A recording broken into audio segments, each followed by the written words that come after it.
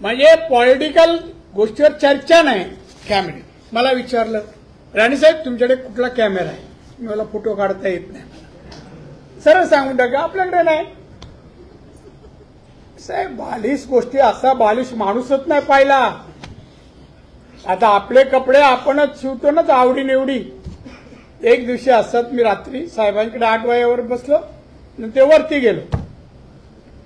वरती गेलो त्यांच्या हातात काही कपडे होते असे कपड्याचं एक प्लास्टिकचं होते. म्हणलं साहेब काय आहे? नाही टेलर आलाय त्यांनी कपडे आणलेत जरा घालतो ट्रायल घेतो मला जरा थांबा जरा सांगा. शर्ट पॅन्ट आणली घातली आणि आले. कसं वाटतं? म्हणलं साहेब तुम्हाला शोभत नाही. मला पण विकेटच घ्यायची होती. ती कशी घेतली ती दाखवतो.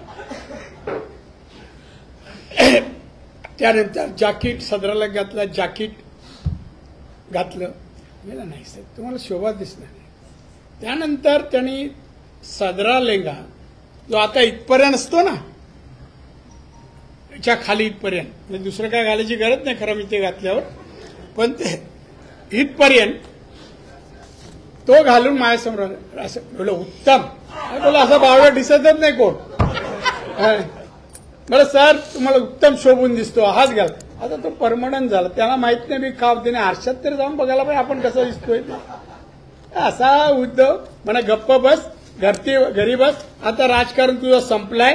पुढच्या वेळेला तडीपार होशील तर उद्धव ठाकरे मातोश्रीचा होईल मराठी माणूस होणार नाही तू होशील म्हणून.